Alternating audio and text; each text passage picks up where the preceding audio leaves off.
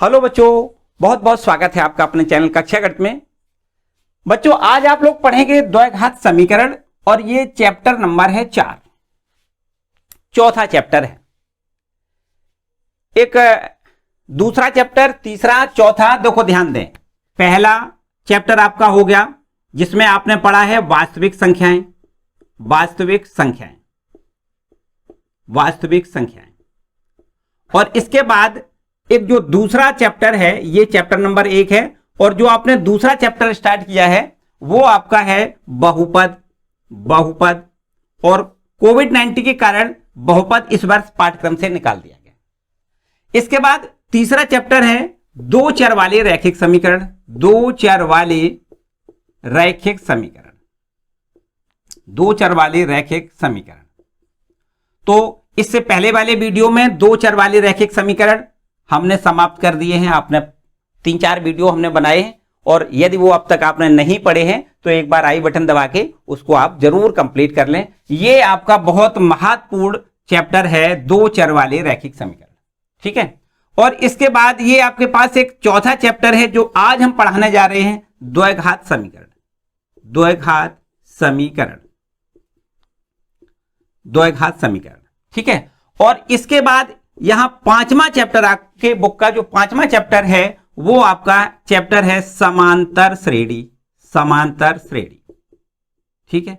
यहां समझते हैं, देखो हम ये सब कुछ डिटेल क्यों बता रहे हैं कि यहां से ये आपका जो 4 चैप्टर हैं, दूसरा, तीसरा, चौथा और पांचवा, ये 4 चैप्टर हैं, इनको एक यूनिट के रूप में देखते हैं हम। बीज गणित इसको कहते हैं, बीज गणित, ये यूनिट है बीज गणित। और इस यूनिट में 4 चैप्टर आते हैं, बहुपद, दो चर वाले रैखिक समीकरण, द्वैघात समीकरण और समांतर श्रेणी, जो कि कोविड-19 के कारण इस वर्ष दो चर वाले बहुपद, ये बहुपद और आपका समांतर श्रेणी, ये 2 चैप्टर कोविड-19 के कारण ये 2 चैप्टर पाठ्यक्रम से निकाल दिए गए। तो बोर्ड परीक्षा में इन दोनों चैप्टरों से कुछ भी नहीं पूछा जाएगा, अर्थात आपको इस वर्ष नहीं पढ़ना है, तैयारी इसमें से आपको नहीं करनी, ठीक है। बता दें आपको कि जो बीज गणित है, बीज गणित, ये टोटल 4 चैप्टरों का जो यूनिट है उसमें से केवल 2 चैप्टर आपको ये तीसरा और चौथा पढ़ना है, और ये बोर्ड एग्जाम में यहां से 18 मार्क्स आपको हासिल करने होते हैं, 18 नंबर के प्रश्न आपके पूछे जाएंगे, ठीक है। वैसे चारों को लेकर 18 नंबर आते थे, लेकिन अब इस वर्ष 2 ये पाठ्यक्रम से निकाल दिए गए हैं, इसलिए केवल आपको यहां 2 चैप्टरों पर ही फोकस करना है, तीसरे चैप्टर पर और चौथे चैप्टर पर। हमने तीसरा चैप्टर अभी इससे पहले वाले वीडियो में और इससे मतलब पीछे जो वीडियो दिए हैं, करीब 4 वीडियो दिए हैं, और उनमें हमने पूरा कंप्लीट करवा दिया है, तो उसको आप वहां से कंप्लीट कर लें। और आज द्वैघात समीकरण हम यहां पर कंप्लीट कराने जा रहे हैं, तो इसको आप द्वैघात समीकरण भी कंप्लीट कर लें, तो निश्चित रूप से आपको यहां से 18 नंबर मिल जाएंगे, ठीक है बच्चों। तो स्टार्ट करते हैं द्वैघात समीकरण। पहले इसको रब कर लेते हैं और देखते हैं द्वैघात समीकरण होता क्या है बच्चों, द्वैघात समीकरण क्या होता है। तो समीकरण के लिए तो बच्चों हमें बताना नहीं है, क्योंकि हमने रैखिक, दो चर वाले रैखिक समीकरण हमने बताया है आपको, आपने अच्छे से पढ़ भी लिए होंगे। अब समीकरण के बाद बात आती है द्वैघात समीकरण की, द्वैघात समीकरण की। तो देखो एक ऐसा समीकरण जिसका रूप इस प्रकार से हो, देखो ax² + bx + c = 0, इस रूप में हो। ये एक चर में इस रूप का समीकरण होता है, जहां पर याद रखना है a का मान कभी भी 0 नहीं होना चाहिए, और a b c ये है क्या चीज, a b c कोई वास्तविक संख्याएं हैं, कोई वास्तविक संख्याएं हैं। ध्यान दें, ABC वास्तविक संख्याएं, लेकिन A का मान देखो 0 नहीं होना चाहिए, विशेष इस पर थोड़ा फोकस कर रहे हैं भाई, A का मान 0 नहीं होना चाहिए, मतलब ये x² का जो गुणांक है उसको 0 नहीं होना चाहिए। यदि x² का गुणांक 0 होता है तो ये पद पूरा शून्य हो जाएगा, तब हमें देखो इस प्रकार से ये समीकरण मिलेगा। तो ये समीकरण दो चर वाला, ये समीकरण द्वैघात समीकरण नहीं है। द्वैघात समीकरण के लिए समीकरण की जो चर है उस चर पर 2 पावर, अधिकतम 2 पावर होना आवश्यक है।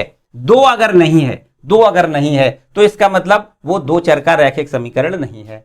अगर रैखिक समीकरण दो घात वाला समीकरण नहीं है। दो घात वाला समीकरण तभी कहलाएगा जब चर पर दो पावर होनी चाहिए, दो से कम नहीं होनी चाहिए, दो से ज्यादा नहीं होनी चाहिए, दो ही होनी चाहिए, दो होनी चाहिए। दो पावर अगर है चर पर तो ऐसे समीकरण को क्या कहते हैं? दो घात का समीकरण कहते हैं। ठीक है, एकदम सीधी सी बात है। आपको याद रखना है कि यहां पर एक्स स्क्वायर का गुणांक 0 नहीं होना चाहिए, बी 0 हो सकता है, सी 0 हो सकता है। देखो ध्यान दें यहां पर इस प्रकार से समझें, जैसे हमने आपको ये लिख दिया 3x square plus 4x plus 5 बराबर 0, ये आपका द्विघात समीकरण है। पहचान समझें, अच्छे से पहचान लें। दो घात समीकरण क्यों है? क्योंकि चर पर अधिक ये पावर कितनी है? 2। चर पर पावर कितनी होनी चाहिए? 2 पावर होनी चाहिए और ए का गुणांक 0 नहीं होना चाहिए। तो आप देखो ए का गुणांक कितना है? 3। इसलिए हम कह सकते हैं कि ए का गुणांक 0 नहीं है और x अर्थात चर की 2 पावर है। इसलिए यह समीकरण आपका कैसा समीकरण है? यह समीकरण द्विघात समीकरण है। दूसरी कंडीशन समझो भाई, अगर यहां पर 3x स्क्वायर लिखा है लेकिन ये वाला पद नहीं है, अर्थात ये b बराबर 0, मतलब यहां पर b जो है ये b, तो यहां पर अगर इसको 0 कर दें तो ये पद पूरा शून्य हो जाएगा, आगे का पद ये बचेगा। मान लेते हैं ये पद शून्य हो गया तो अब ये क्या बच गया? 5। तो ये समीकरण बताओ जी, ये समीकरण क्या दो घात समीकरण है? तो आपको कहना है ये समीकरण दो घात समीकरण है, क्योंकि a का मान देखो 0 नहीं है और x की 2 पावर है, चर की 2 पावर है, तो इसका मतलब ये समीकरण तो भाई दो घात समीकरण है। ऐसा समीकरण जिस पर चर पर 2 पावर होती हैं और a का मान 0 ना हो तो ऐसे समीकरण को क्या कहते हैं? दो घात समीकरण कहते हैं। ठीक है, इतनी बात समझ में आ रही? इसमें देखो कतई किसी प्रकार की ऐसी समस्या ना समझें कि दो घात समीकरण के लिए 3 पद होना आवश्यक है। 3 पद नहीं होना जरूरी है, केवल जरूरी है तो केवल ये कि हमें एक्स स्क्वायर का गुणांक 0 नहीं होना चाहिए, एक्स स्क्वायर का गुणांक अर्थात a 0 नहीं होना चाहिए और चर जो है उस पर 2 पावर होनी चाहिए। तो यहां देखो a का मान 3 है, 0 तो नहीं है, और x पर 2 पावर है, तो इसका मतलब ये समीकरण आपका दो घात समीकरण है। ठीक है, तो दो घात समीकरण पहचान गए भैया दो घात समीकरण किसे कहते हैं।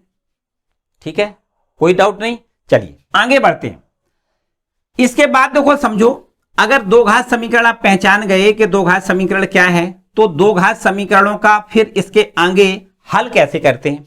दो घात समीकरणों का हल करने के लिए कुछ अलग सी प्रोसेस है, उन प्रोसेस को अगली वाली एक्सरसाइज में पढ़ेंगे। फिलहाल आपको यहां पर दो चर वाले रैखिक समीकरणों को ही पहचानना है। एक्सरसाइज जो आपकी यहां पर 4.1 है, उस 4.1 एक्सरसाइज में आपसे केवल और केवल यह पूछा जाएगा कि क्या ये दो घात समीकरण है, और फिर इसके बाद में कुछ वर्ड प्रॉब्लम जैसे इबारती प्रश्न होंगे, उनको हमें दो घात समीकरण के रूप में देखना है कि दो घात समीकरण कैसे बनाया जाता है। ये भी आपको इस प्रकार के भी इस एक्सरसाइज 4.1 में प्रश्न मिलेंगे।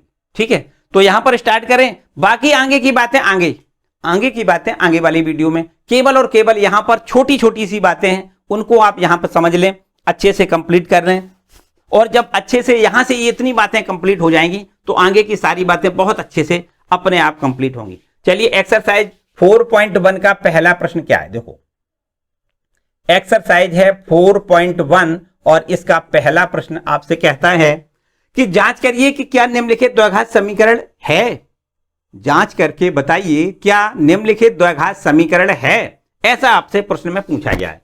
तो यहां पर देखो लिखा हुआ है, पहला इसका भाग है, पहला भाग क्या लिखा हुआ है, x प्लस 1 और x प्लस 1 का होल ऑफ स्क्वायर, यहां बराबर का निशान 2 इंटू में x माइनस 3। ये देखिए आपका एक समीकरण लिखा हुआ है। तो आपसे पूछा गया है कि आप ये बताएं कि क्या ये द्विघात समीकरण है। तो हमने बताया द्विघात समीकरण, तो भैया ऐसा बताया, ये है हमारे द्विघात समीकरण का मानक रूप। ये देखिए इस रूप में अगर होता है ax square plus bx plus c बराबर 0, इस रूप में अगर कोई समीकरण होता है तब इसको हम कहते हैं कि ये आपका द्विघात समीकरण है। और यदि इस रूप में नहीं है तो इसका मतलब द्विघात समीकरण नहीं है। ये क्या रूप है, हमने आपको बता दिया कि एक्स स्क्वायर का गुणांक 0 नहीं होना चाहिए, a does not equal to 0, and x की जो पावर है, x की घात है, वो x की घात कितनी होनी चाहिए, 2 होनी चाहिए। ठीक है, इतनी तो बात है। केवल दो शर्तें याद रखनी है कि समीकरण की जो घात है वो 2 होनी चाहिए और एक्स स्क्वायर का गुणांक 0 नहीं होना चाहिए। तो यहां पर समझ लेते हैं, देखो इस रूप में पहले इसको बनाएं। कैसे बनाएंगे, देखो इसको थोड़ा आगे हल करें। होल स्क्वायर लिखा है तो इसका होल स्क्वायर का हम प्रसार जानते हैं। कैसे करते हैं, एक्स स्क्वायर प्लस 1 का स्क्वायर 1 लिखना है, प्लस इन दोनों का गुणा का दूना लिखना होता है। तो क्या लिख दें, 2x। ठीक है, 1 का x में गुणा 1x और 2 से मल्टीप्लाई करेंगे, कितना हो जाएगा 2x। यहां देखो 2 का अंदर गुणा कर दो, 2x हो जाएगा, माइनस 2 का 3 में गुणा 2 तिया 6 हो जाएगा। चलो आगे और देखो, एक्स स्क्वायर, यहां से अगर हम यहां +1 लिखा है, प्लस का 2x लिखा है, ये 2x इधर ले आए, माइनस का 2x हो जाएगा, ये 6 इधर ले आए, प्लस का 6 हो जाएगा, तब हमें यहां बराबर 0 मिलेगा। यहां देखो 2x माइनस प्लस ये कैंसिल हो जाएगा, तो अब एक्स स्क्वायर और प्लस में 6, ये 1, ये 6 और 1 कितना होगा, 7 होगा। अब बताइए, ये समीकरण द्विघात समीकरण है, तो आपको कहना है हाँ बिल्कुल द्विघात समीकरण है। क्यों है, देखो ध्यान दें, क्योंकि ये आपका ax square plus bx plus c बराबर 0 से अगर इसकी तुलना करने पर a b c के मान मिलेंगे। देखो ध्यान दें, a होता क्या है, x स्क्वायर का गुणांक। ध्यान दें, x स्क्वायर का गुणांक a कहलाता है, तो आपको a का मान 1 लिखना है। अब देखो पहली शर्त लागू हो गई कि a का मान 0 नहीं होना चाहिए, तो a बराबर तो 1 निकला, इसका मतलब 0 नहीं है। पहली शर्त तो लागू हो गई। दूसरी देखो ध्यान दें, एक्स स्क्वायर का गुणांक मतलब x का जो चर है उस चर का गुणांक 0 नहीं होना चाहिए, एक्स स्क्वायर का गुणांक 0 नहीं होना चाहिए। दूसरी शर्त है कि जो चर है उसकी पावर, चर की पावर 2 होनी चाहिए, घात 2 होनी चाहिए। तो यहां देखो x की 2 घात है, इसका मतलब दोनों शर्तें लागू हो रही हैं। यहां हम कह सकते हैं कि ये वाला समीकरण द्विघात समीकरण है। देखो तुलना अगर हम करें तो a बराबर 1 निकलेगा, b बराबर बताओ कितना होगा, b बराबर, यहां से हम कह सकते हैं कि b का मतलब क्या होता है, x का गुणांक, और x का कोई गुणांक नहीं है, इसलिए हम यहां b बराबर 0 लिख सकते हैं। c मानी होता है अचर पद, तो यहां अचर पद c बराबर कितना है, 7। a बराबर 1, b बराबर 0, c बराबर 7। अब आपको यहां लिखना है, चूंकि a का मान 0 नहीं है तथा इसमें चर की जो घात है, वो आपकी कितनी है, 2 है, अतः यह है द्विघात समीकरण है, यह द्विघात समीकरण है। ठीक, जांच हो गई भाई। हमें क्या करना है, हमें जांच करना है कि यह समीकरण द्विघात समीकरण है या नहीं। तो जांच करने के लिए हम क्या करेंगे, इसको सॉल्व करके और ये देखेंगे कि a का गुणांक, a का मान 0 तो नहीं है, मतलब एक्स स्क्वायर का गुणांक 0 तो नहीं है, और x का जो घात है वो 2 होना चाहिए। तो यहां देखो x का घात 2 है और जो एक्स स्क्वायर का गुणांक अर्थात a है वो 1 निकल के आया, मतलब 0 नहीं है। तो यहां पर हम कह सकते हैं कि यह द्विघात समीकरण है। ठीक है, इतनी सीधी सीधी बात है। सारे प्रश्न इसी प्रकार से हमें चेक करना है कि यह द्विघात समीकरण है या नहीं है। देखो दूसरा प्रश्न क्या लिख रहा है, इसको रब कर लें, चलो इसको रब कर लेते हैं। और दूसरा प्रश्न जो है आपका वो क्या कहता है, देखिए दूसरा प्रश्न क्या है, ये पहला प्रश्न है और पहले प्रश्न का दूसरा भाग है, ये दूसरा भाग। इसमें लिखा हुआ है एक्स स्क्वायर माइनस में 2x बराबर में लिखा है माइनस का 2 और इनटू में 3 माइनस x। अब देखो ये समीकरण आपका द्विघात समीकरण है या नहीं, तो आपको पहले तो सॉल्व करके ये देखना है कि ये रूप आपका ax square plus bx plus c के रूप में है या नहीं। देखो ध्यान दें, ये आपका एक्स स्क्वायर लिखा है, ठीक है, ये माइनस का 2x लिखा है, बिल्कुल ठीक है। अब यहां बराबर का निशान लगाओ, -2 से अंदर इस ब्रैकेट में मल्टीपल करोगे तो माइनस का 6 बन जाएगा। देखो 2 तिया 6, माइनस माइनस ये प्लस हो जाएगा, 2 का x में गुणा यहां 2x लिखना है। इसको पक्षांतर करके इधर ले आओ तो देखो एक्स स्क्वायर माइनस का 2x, अब ये 2x इधर ले आओगे तो ये भी माइनस का 2x हो जाएगा, 6 इधर ले आओगे माइनस का है तो ये प्लस का 6 हो जाएगा, बराबर यहां क्या बचा, 0 बच गया। तो एक्स स्क्वायर माइनस का ये 4x हो जाएगा। देखो 2x माइनस का 2 माइनस का 4x प्लस में 6 लिख दें, बराबर लिख दें 0।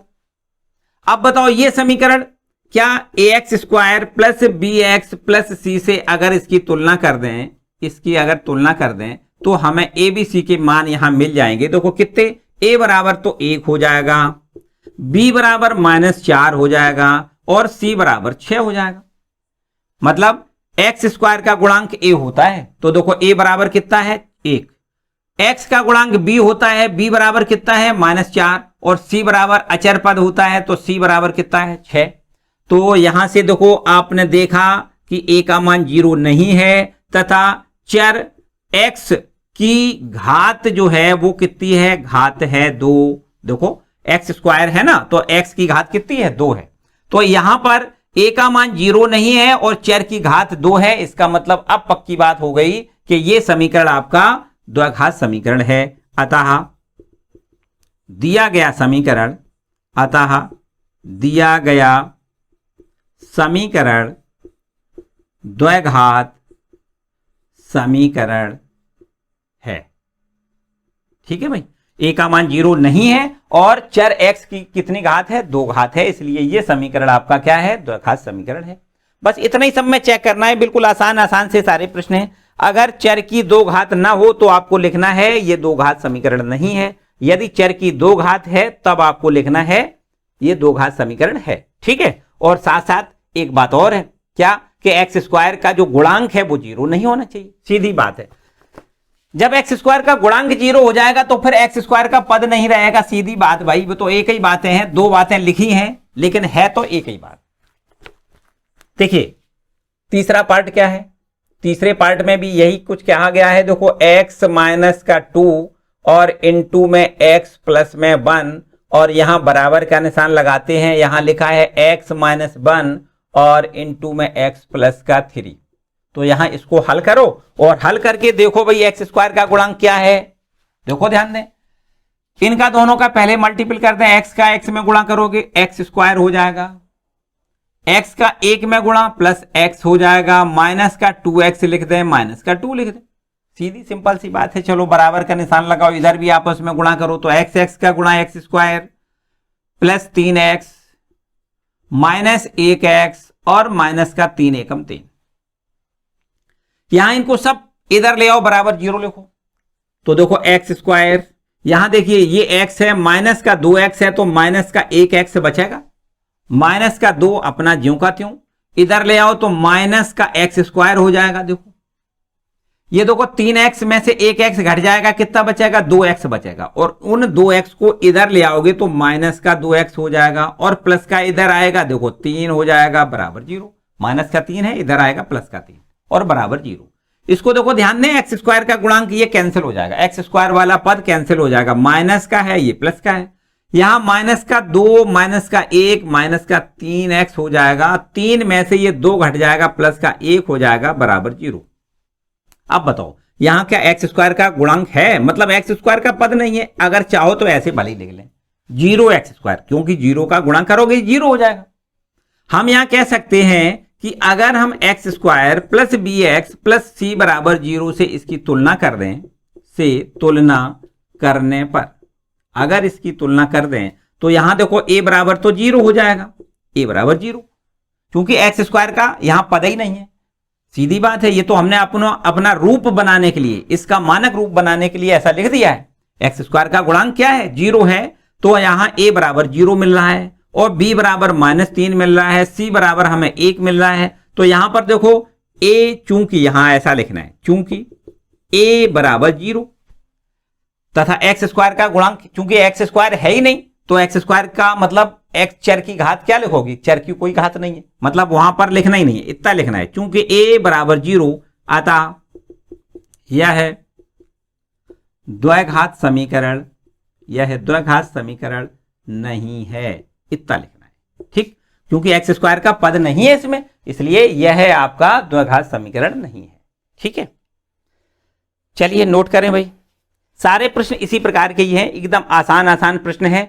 चलो एक प्रश्न हम ऐसा करते हैं, देखो बाकी आप करोगे, हम एक 7वां प्रश्न और करते हैं। 7वां प्रश्न देखो, ठीक है, ये सारे प्रश्न आपको चेक करके देखना है कि क्या ये द्विघात समीकरण हैं या नहीं है। ठीक है, अगला है आपके पास, हमने बताया कि हम आपको अब बताएंगे क्वेश्चन नंबर 7वां देखें पार्ट इसका जो है वो लिखा हुआ है x प्लस 2 और इसका होल क्यूब, x प्लस 2 का होल क्यूब बराबर का निशान लगाओ और यहां 2x लिख दो और यहां ब्रैकेट में x स्क्वायर माइनस 1 लिखना है, x square minus 1, 2x into bracket में x स्क्वायर माइनस 1। चलिए यहां समझते हैं।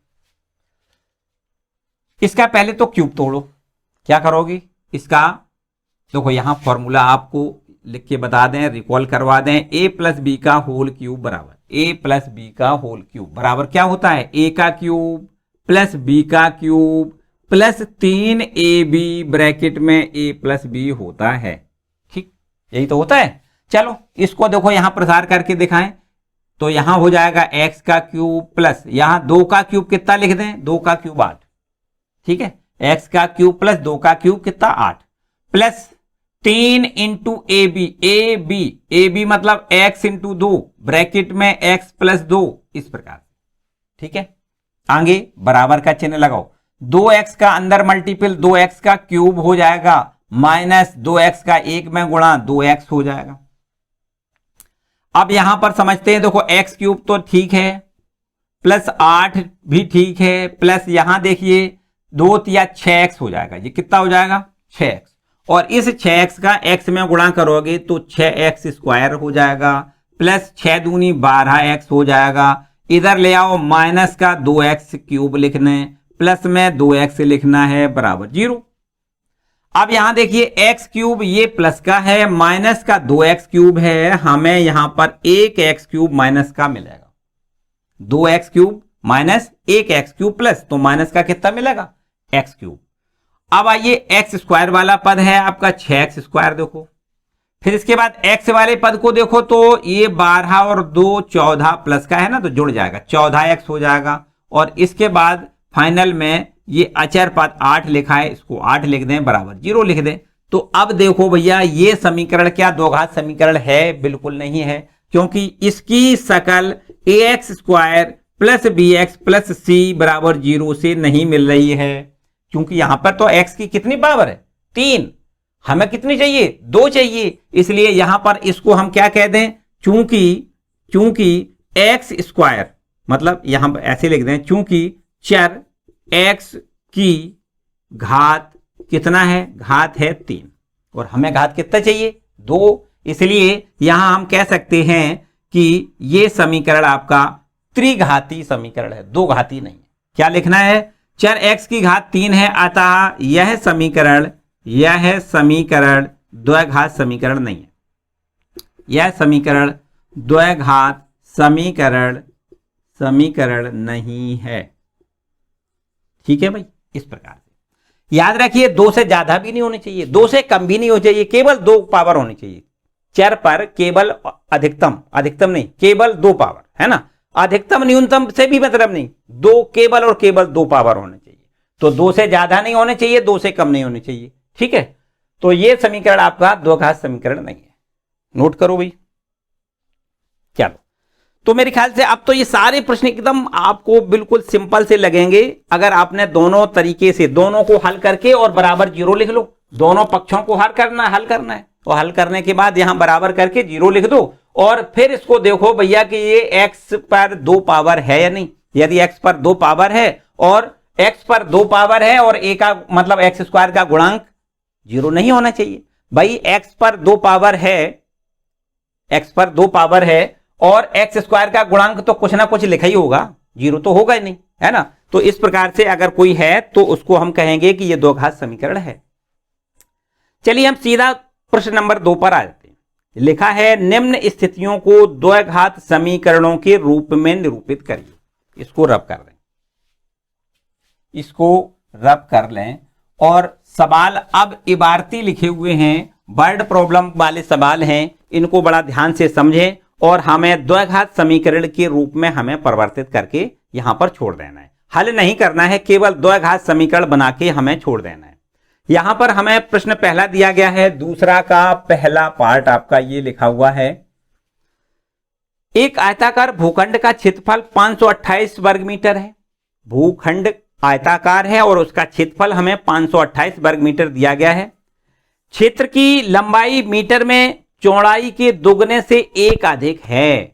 क्या कह रहा है, देखो ध्यान दें, क्षेत्र की जो लंबाई है, जो आयताकार क्षेत्र है ना, उसकी लंबाई मीटरों में चौड़ाई के दोगुने से एक अधिक, चौड़ाई के दोगुने से एक अधिक लंबाई है, ऐसा प्रश्न कह रहा है। हमें भूखंड की लंबाई और चौड़ाई ज्ञात करनी है। चलो बहुत आसान सी बात, देखो एक चित्र बना के आपको समझाते हैं। तो यहां पे एक आयताकार कोई चित्र बना लें। ये आयताकार भूखंड है और इस आयताकार भूखंड का जो लंबाई है वो कितनी है, लंबाई जो ये वाली लंबाई हो गई, ये चौड़ाई हो गई। तो प्रश्न कह रहा है जो लंबाई है वो कितनी है, चौड़ाई से मान लेते हैं, ये देखो चौड़ाई है, ये है चौड़ाई, ये चौड़ाई है और चौड़ाई बराबर हमने x मीटर मान ली। कितनी मान ली, चौड़ाई बराबर x मीटर। तो ये लंबाई कितनी हो जाएगी प्रश्न के अनुसार, प्रश्न के अनुसार उसकी लंबाई हो जाएगी चौड़ाई की दुगने से एक अधिक, चौड़ाई का दुगना 2x और से एक और अधिक बना दो, ठीक है, दुगने से एक अधिक, चौड़ाई जो x है x का दुगना करना है और उससे एक जोड़ना है, तब लंबाई मिलेगी। तो यहां से हम ये लिख देते हैं, माना आयताकार भूखंड की चौड़ाई, माना आयताकार भूखंड की चौड़ाई बराबर x मीटर है। तब प्रश्नानुसार लंबाई बराबर कितनी हो जाएगी, लंबाई बराबर हो जाएगी दुगने से एक अधिक, मतलब 2x + 1 मीटर हो जाएगी। ठीक है, हमें दिया गया है आयताकार भूखंड का क्षेत्रफल, दिया है आयताकार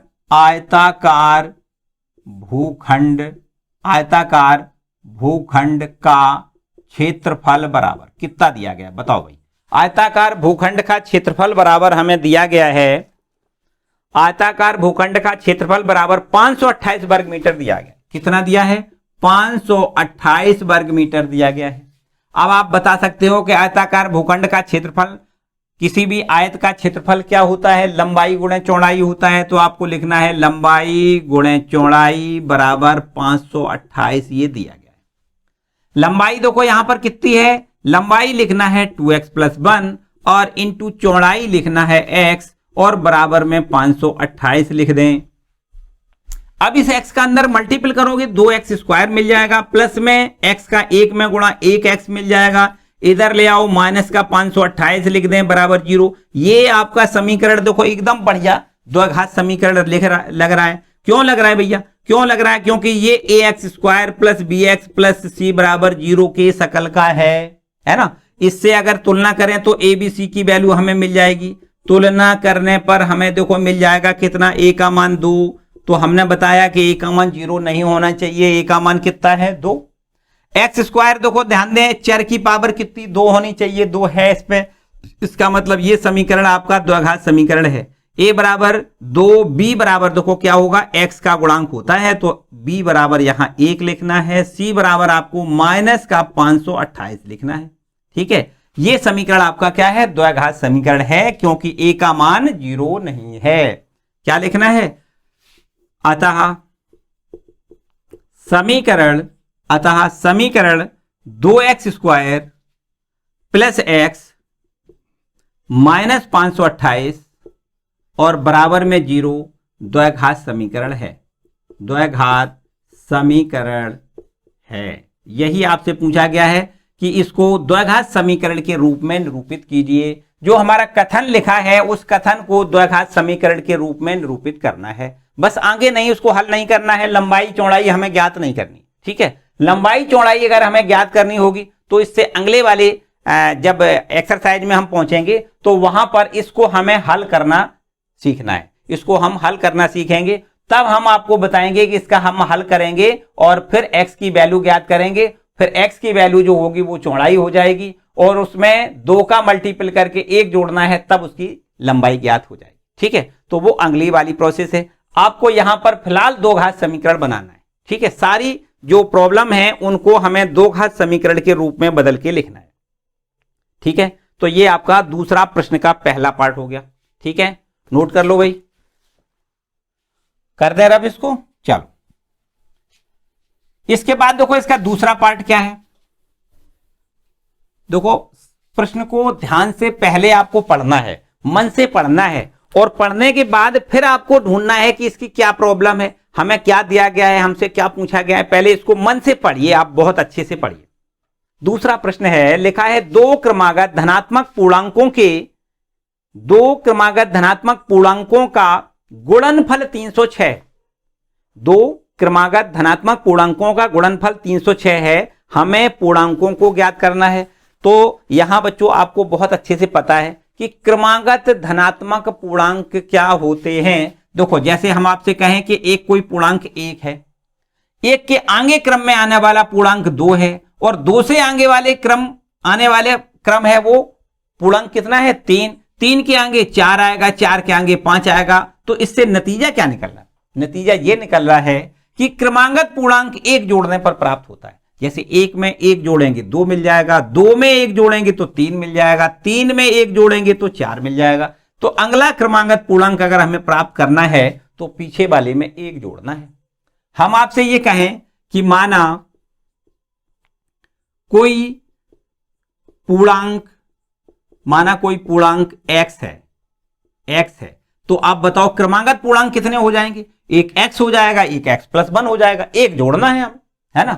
तो क्रमागत पूर्णांक आपसे पूछा गया है, तो क्रमागत पूर्णांक बराबर आपको लिखना है, क्रमागत पूर्णांक बराबर x लिखना है और x प्लस 1 लिखना है। दो क्रमागत पूर्णांक आपके ये हो, ठीक है।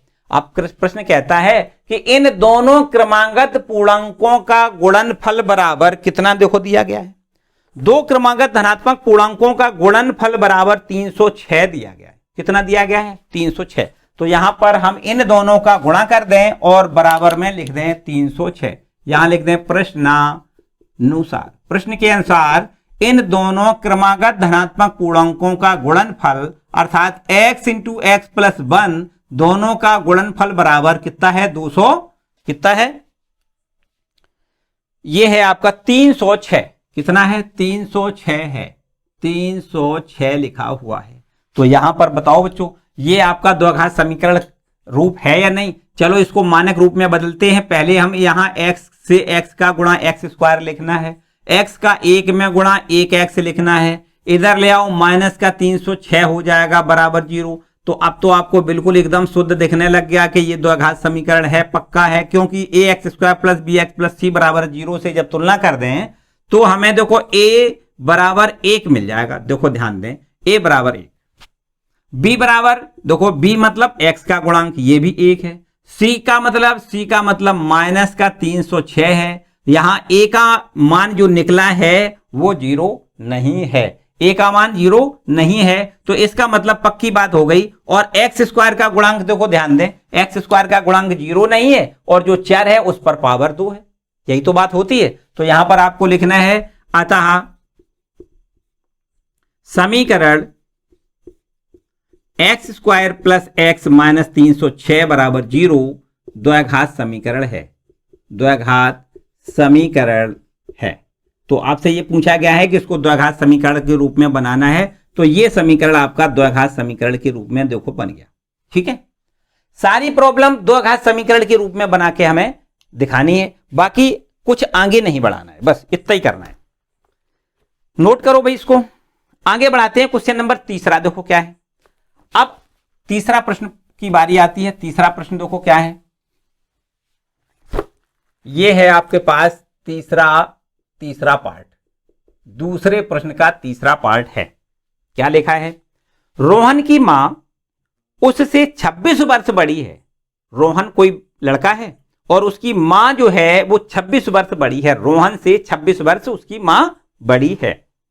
आगे कह रहा है उनकी आयु वर्षों में का गुणनफल अब से 3 वर्ष पश्चात 360 हो जाएगी।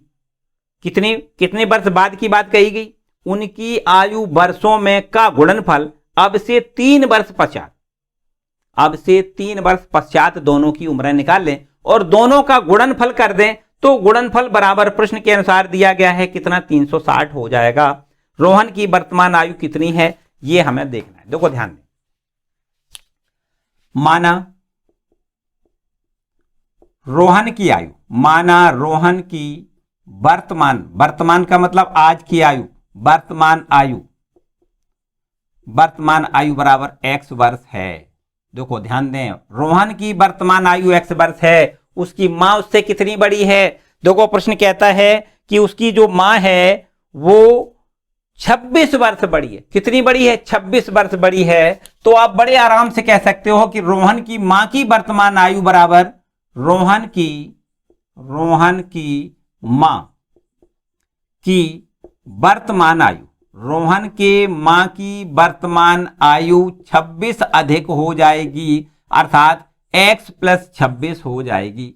इस प्रकार समझो, रोहन की आयु x वर्ष है तो उसकी मां 26 वर्ष बड़ी है, इसलिए x प्लस 26 आपको उसकी मां की आयु मिल जाएगी।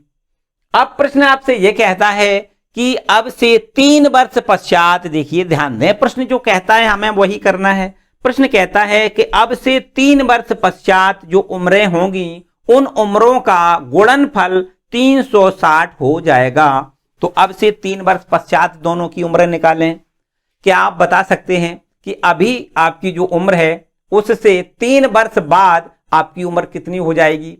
सपोज आपकी उम्र 15 साल है, आपकी उम्र 15 साल है और आपसे कोई कहे कि आप 3 वर्ष बाद कितने साल के हो जाओगे, तो निश्चित रूप से आपको कहना है कि हम सर 18 वर्ष के हो जाएंगे।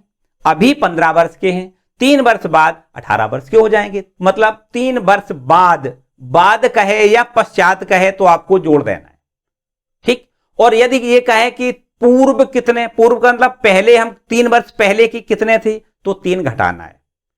पूर्व कहे या पहले कहे तो आपको घटाना है, पश्चात कहे या बाद कहे तो आपको जोड़ना है, इतना याद रखना, ठीक है। तो आपको यहां लिखना है 3 वर्ष बाद या पश्चात, देखो एक ही बात है, बाद कहें या पश्चात कहें एक ही बात है। 3 वर्ष बाद रोहन की आयु कितनी हो जाएगी? 3 वर्ष बाद रोहन की आयु बराबर, रोहन की आयु आज की तारीख में तो भैया x वर्ष के रोहन है, 3 वर्ष बाद कितने के हो जाएंगे? x प्लस 3 वर्ष के हो जाएंगे। जैसा कि हमने बताया कि आज आपकी उम्र अगर 15 वर्ष है, 3 वर्ष बाद 3 उसमें जोड़ दें, 15 3 18 वर्ष के हो जाओगे। तो इसी प्रकार 3 वर्ष बाद रोहन की आयु निकालना है तो वर्तमान आयु में 3 आपको जोड़ देना है, ठीक है। आज उसकी उम्र x वर्ष है, 3 वर्ष बाद उसकी उम्र x प्लस 3 वर्ष हो जाएगी। अच्छा, उसके मां की कितनी हो जाएगी? तथा 3 वर्ष बाद मां की कितनी हो जाएगी? मां की आयु बराबर हो जाएगी x प्लस 26 की, तो आज है उसकी मां, x प्लस 26 वर्ष की आज उसकी मां है। अगर 3 वर्ष बाद की बात करें तो इनमें भी हमें 3 जोड़ देना है, इनकी आयु में 3 जोड़ देना है, तो x प्लस कितना हो जाएगा? 29 हो जाएगा। x प्लस 29 वर्ष की उसकी मां हो जाएगी भैया, है ना। अब इन दोनों आयु का गुणा बराबर आपको प्रश्न में दिया गया। देखो यहां लिख देते हैं प्रश्नानुसार, प्रश्न के अनुसार आपसे कहता है प्रश्न कि ये 3 वर्ष बाद की जो आयु है उनका गुणनफल बराबर कितना हो जाएगा? देखो उनका गुणनफल बराबर हो जाएगा 360। कितना हो जाएगा? 360 वर्ष हो जाएगा। तो देखो ध्यान दें, इनका गुणा कर दें। ये है रोहन की आयु, 3 वर्ष बाद की रोहन की आयु ये है। 3 वर्ष बाद उसकी मां की आयु है x प्लस 29 और बराबर इन दोनों का गुणनफल बराबर कितना दिया गया है? 360। कितना है? 360 बराबर लिख दें 360। क्लियर बात हो गई। ये 3 वर्ष बाद की उम्र, ये भी 3 वर्ष बाद की उम्र, तो उसकी मां रोहन की और रोहन की मां की आयु जो 3 वर्ष बाद है उनका दोनों का गुणनफल बराबर प्रश्न के अनुसार 360 दिया गया, ठीक है। दोनों का गुणा कर दिया बराबर 360। यहां देखो इनका गुणा कर दो भैया, x और x का गुणा x स्क्वायर हो जाएगा, x का गुणा 29 में, यहां 29x मिलेगा, 3 का गुणा x में 3x हो जाएगा, प्लस 29 का 3 में गुणा 3 निम 18, 3 का 9 में गुणा 9 या 27 लिख दो, 7 हासिल 2, और ये आपका 3 दूनी 6 और 6 और 2 8, 6 2 8, ठीक। और यहां पर माइनस का 360 लिख दो बराबर में 0, ठीक है। अब इसको देखो इस प्रकार लिख लें, एक्स स्क्वायर प्लस 29 में 3 जोड़ो 32x हो जाएगा, और यहां देखो माइनस का है 360 और 87 इसमें जोड़ना है तो माइनस का बचेगा। कितना बचेगा देखो 10 में से 3 घटेगा, 10 में से 7 घटेगा, यहां 3 मिलेगा। ये है 5 मतलब 15 हो जाएगा। 15 में से 7 घटाओ तो 15 में से 8 घटाओ तो हमें यहां 7 मिलेगा। और फिर यहां पर आपको 2 लिखना है बराबर 0। फिर से एक बार देख लो भाई, ये 10 और 10 में से 7 घटाओगे 3, यहां पर 15, 15 में से 8 घटाओगे तो 7 मिलेगा और ये 2, ठीक है 273 बराबर 0। तो ये क्या द्विघात समीकरण है? तो आपको बिल्कुल आंखें बंद करके बताना है कि भैया ये तो द्विघात समीकरण है, क्योंकि ये इसका रूप देखो ax² plus bx plus c बराबर 0 का रूप है ना। इससे अगर हम तुलना करें तो ए बी सी के मान निकल आएंगे। देखो कैसे, ए बी सी के मान कितने निकलेंगे, ए का मान 1 निकलेगा, बी का मान आपको यहां 32 मिलेगा, सी का मान माइनस का 273 मिलेगा, ए का मान 1 मिल रहा है, ए का मान 0 नहीं है। इसका मतलब ये समीकरण द्विघात समीकरण है, क्योंकि यहां देखो x पर 2 घात भी है ना। तो ये आपका द्विघात समीकरण बन के तैयार हो गया। यही प्रश्न में कहा गया है कि इसको हमें दो घात समीकरण के रूप में बनाना है। ये देखो दो घात समीकरण बन गया, ठीक। आगे इसको हल नहीं करना है, हमने बताया। यहां प्रश्न में केवल यही पूछा गया है कि जो हमारी प्रॉब्लम है उसको द्विघात समीकरण के रूप में बना के लिखना है। तो ये हमारा देखो प्रॉब्लम जो थी उसको हमने द्विघात समीकरण के रूप में बना के यहां पर लिख दिया, ठीक। इतना ही करना है। इसके बाद देखो इसको नोट कर लो भाई, लास्ट एक क्वेश्चन और रह गया, इसमें एक पार्ट लास्ट का और रह गया, ठीक है। इसको रब कर देते हैं, है ना, इसको रब कर देते हैं। और इसका जो चौथा पार्ट है उसको भी आपको देखना है। देखो चौथा पार्ट क्या है, ये है आपके पास चौथा पार्ट। एक रेलगाड़ी 480 किलोमीटर की दूरी समान चाल से तय करती है।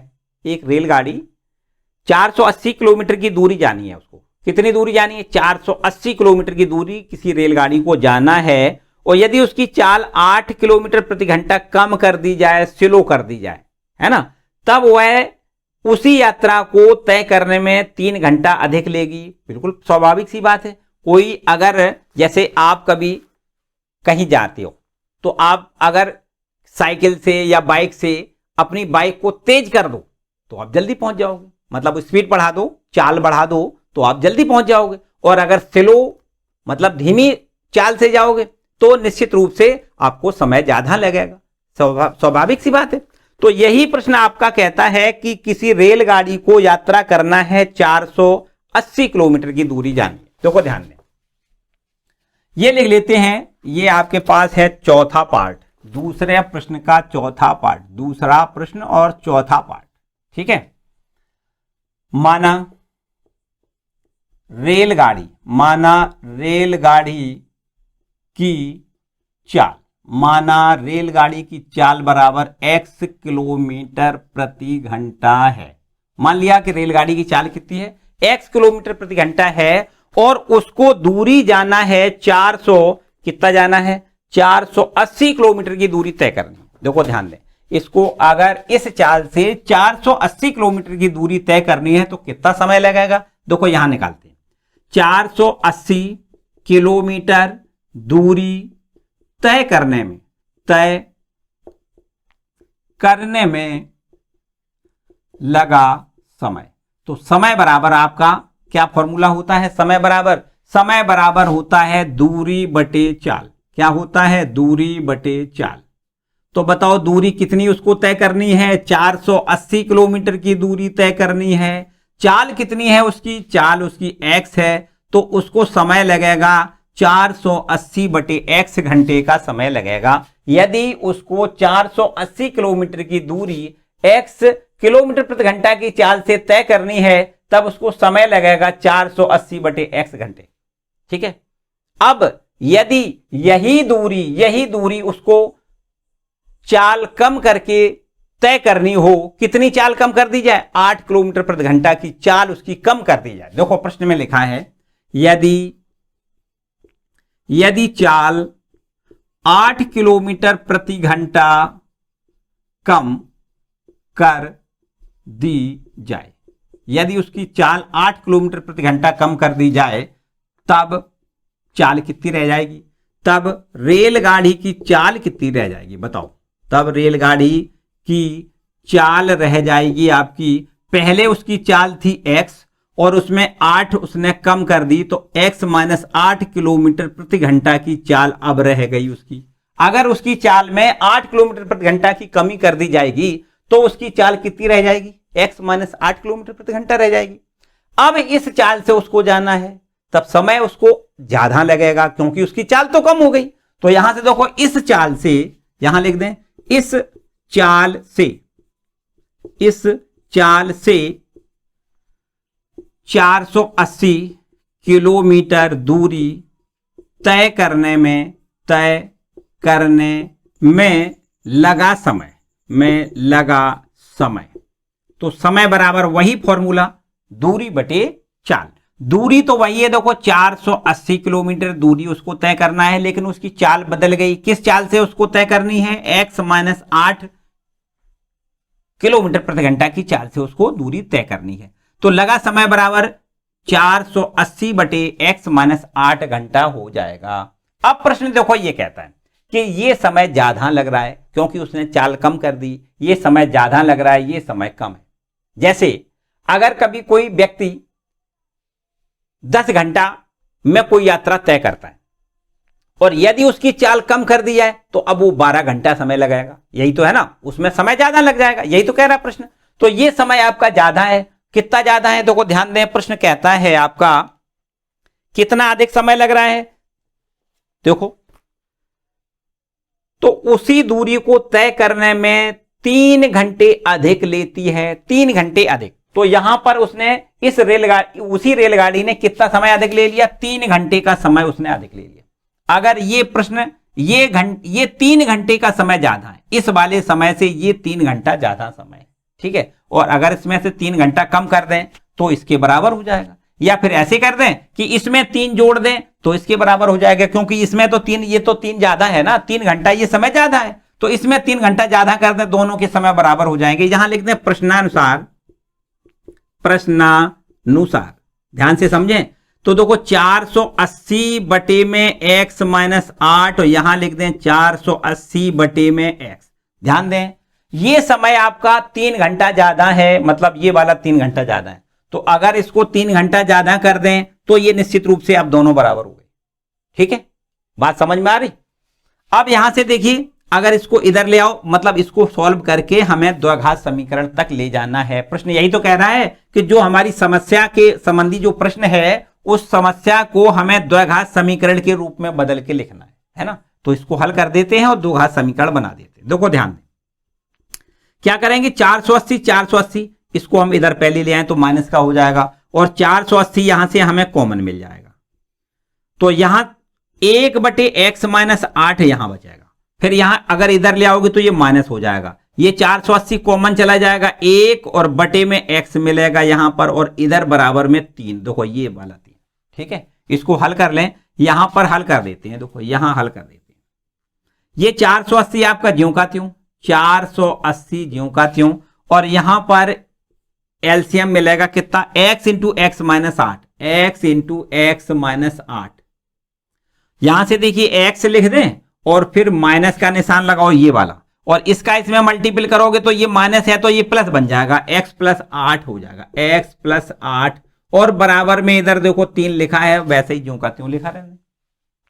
ये माइनस का 3 x और प्लस का x कैंसिल हो जाएगा। यहां से देखिए 480 लिख दो और गुणा 8, देखो ये 8 बचा है ना, और बटे में इनका दोनों का multiple x square minus 8x लिख दो, और बराबर में यहां 3 लिख दो, ठीक है।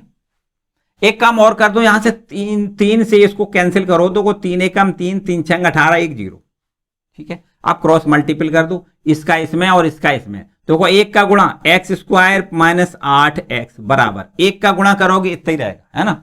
16 का 8 में गुणा 16 128 होता है, 128 और 1 0 बढ़ा, ठीक। अब ये 1280 इधर आएगा, माइनस का हो जाएगा, तो x स्क्वायर माइनस का 8x माइनस में 1280 लिख दो भाई, बराबर 0 लिख दो। देखो अब बताओ ये तो दो घात समीकरण बन गया, है ना। तो हमें करना क्या था, इस समस्या को द्विघात समीकरण के रूप में बनाना था, तो ये द्विघात समीकरण बन गया, है ना। तो ये द्विघात समीकरण है या नहीं, अगर इसका चेक हमें करना है कि ये द्विघात समीकरण है, तो हमें A X square plus B X plus C बराबर 0 से इसकी तुलना करके ए बी सी के मान ज्ञात कर लें, जिसमें से हमें ए का मान 1 मिल जाएगा, बी का मान -8 मिलेगा, सी का मान -1280 मिलेगा। तो ए का मान अगर 0 ना हो तो हम इसको निश्चित रूप से ऐसा कह देते हैं कि जो द्विघात समीकरण है ना। तो यहां पर बस अब आपको ये लिखना है कि ये वाला समीकरण देखो द्विघात समीकरण है। इस प्रॉब्लम जो हमारी प्रश्न की प्रॉब्लम थी उसको हमने द्विघात समीकरण के रूप में बदला। ठीक है, क्लियर बात। तो भैया ये सवाल आपके पहली एक्सरसाइज थी, बड़े सीधे साधे सिंपल से सवाल थे। अभी हमें इन्हीं प्रश्नों को आगे हल करना है। अभी हमने देखो हल नहीं किया है, केवल दो घात समीकरण बनाया है। अब इसको हमें हल करके आगे तक ले जाना है, मतलब x के मान ज्ञात करना है। और x के जो मान होंगे वो क्या है, x का मतलब क्या है, रेलगाड़ी की चाल। हमसे आगे प्रश्नों में रेलगाड़ी की चाल क्या है ये प्रश्न पूछा जाएगा, तो हमें इसका मतलब इसको हल करके x की वैल्यू ज्ञात करवानी पड़ेगी। ठीक है, तो बहुत अच्छे से हम आगे वाली प्रश्नावली में, आगे वाली जो एक्सरसाइज है उस एक्सरसाइज में सारी प्रॉब्लम को सॉल्व करेंगे। उसके हल करने की कितनी विधियां हैं वो भी आपको सीखनी है। अलग अलग विधियां होती हैं, एक विधि नहीं, गुणनखंड विधि से भी समीकरणों को हल किया जा सकता है, पूर्ण वर्ग बना करके भी दो घात समीकरणों को हल किया जा सकता है, या फिर एक सूत्र होता है जिसको हम कहते हैं द्विघातीय सूत्र, श्रीधराचार्य का सूत्र होता है, उस सूत्र से भी हम द्विघात समीकरण को हल कर सकते हैं। तो ये सारी प्रॉब्लम हम अगले वाले वीडियो में आपको पूरी क्लियर करवाएंगे, एकदम विधिवत तरीके से सारी प्रॉब्लम सॉल्व होंगी। ठीक है, तो बच्चों आज के लिए फिलहाल इतना ही। ये जो अभी हमने आपको पूरी जानकारी दी, पूरा सारे प्रश्न बताए, तो यहां पर किसी प्रकार की अगर कोई प्रॉब्लम लगे तो मुझे कमेंट सेक्शन में कमेंट करके जरूर पूछें, ताकि अगली वीडियो आए उसमें आपकी ये सारी प्रॉब्लम दूर हम कर सकें। ठीक है, तो बच्चों आज के लिए फिलहाल इतना ही, मिलते हैं अगले वीडियो में। वीडियो को लाइक जरूर कर दें और चैनल पर नए आए तो चैनल को सब्सक्राइब कर लें, बेल आइकन भी दबा दें जिससे आने वाले वीडियो का नोटिफिकेशन आपको मिले। ये वीडियो अपने दोस्तों के साथ भी शेयर कर दें। मिलते हैं अगले वीडियो।